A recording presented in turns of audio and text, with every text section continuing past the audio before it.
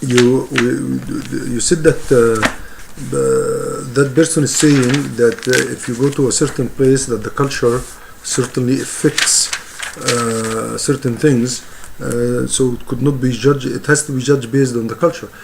Of course, culture does contribute to fiqh as the sources of fiqh, urf, which we relate to as urf.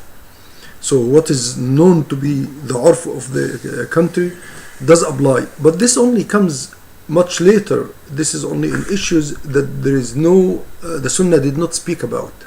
If the Sunnah spoke about, then there is no urf, or nothing can change the Sunnah of Rasulullah sallallahu alaihi wasallam. What you are saying is something else. Is not the culture. Is umum al-balwa. Then when a balwa, when something that we know it is bad, and that it's spread all over in one place, so this has to be taken in consideration. It doesn't make it halal, but it has to be taken in consideration as to not to clash with society in order to remove it, but rather to gradually try to explain it and to try to weed it out or uproot it from society after you explain and you go through it. So this is what called umum balwa, which is the spread of wrong action or a sin or something. So when we go to usul al-fiqh, we find that it starts by sources of Quran, Sunnah, Ijma', analogy,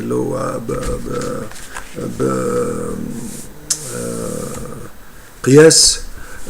Then those agreed upon all the scholars, all the madhahib, and then with different madhahib you have istishab, you have maslaha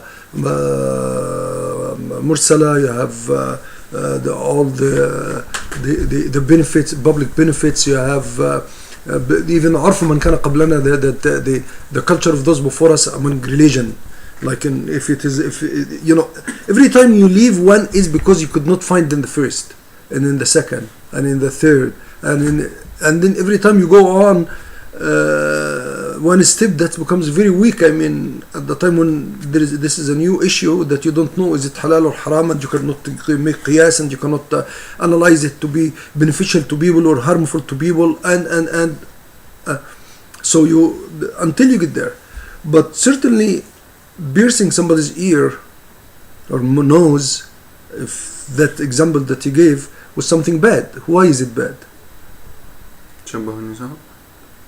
Well, no, piercing the ears was even at the time of in Islam early, that you can pierce the ears of males as well as babies. So that's it change. Yeah, if you are doing this for the purpose of changing the face or the appearance, and if you doing it for reasons that are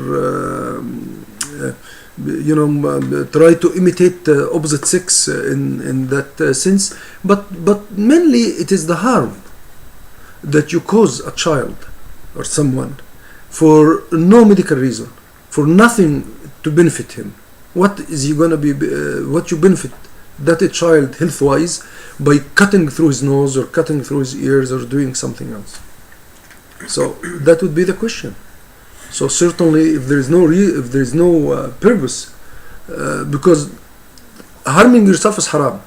So cutting yourself, even though that's your body, you don't have a right over your body. That's haram. Except if you are removing another bigger harm. So الضرر يزال والضرر لا يزال بضرر مساوي له في المقدار أو أكثر منه. So you remove the harm that somebody wishes to remove cancer cells, so you can cut through and cut something from the body and remove it, because the danger of this piece staying there is much bigger than keeping it or than cutting. So you cut, you stitch, you do all this because that's much less than the other piece, and this will recover, the other one cannot. So fine.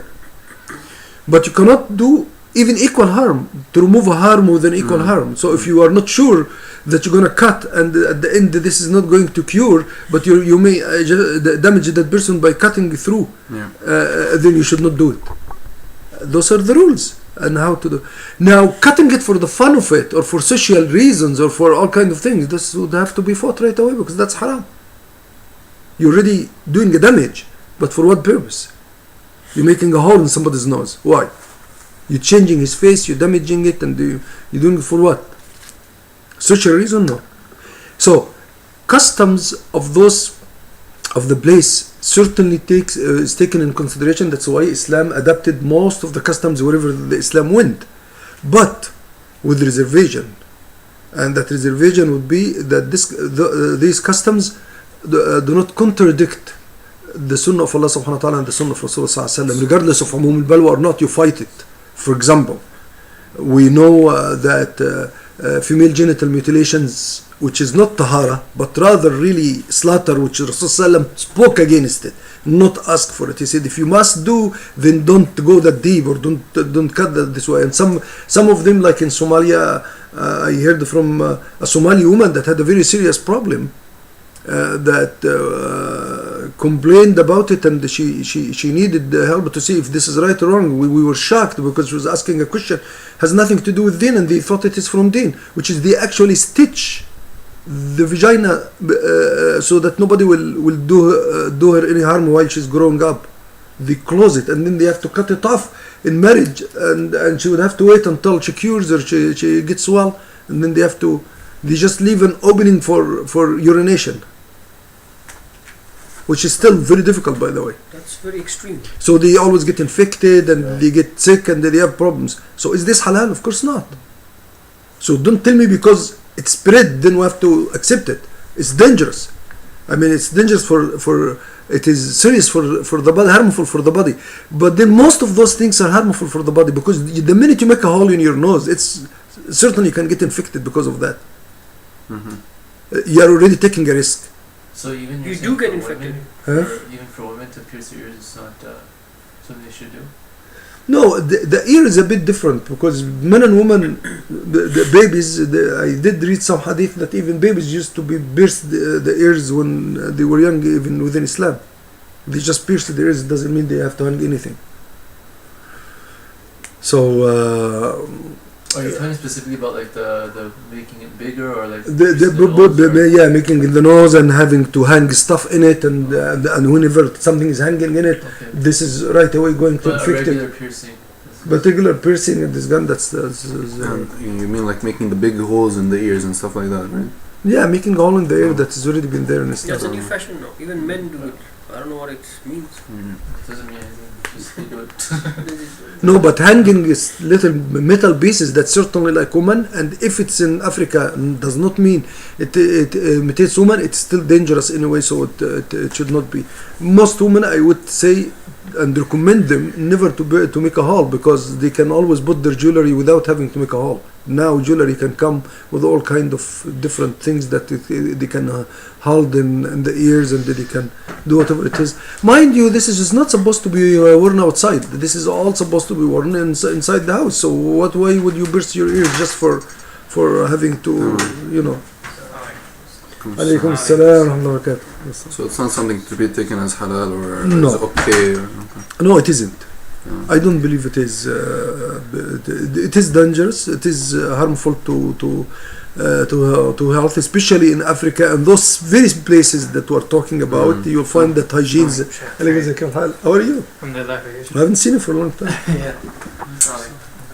Especially in these places where they don't have. Where the hygiene is not really taken seriously, and there is not enough medications and chemicals that you use to clean and to disinfect and so on. You know, so that would be certainly serious. So no.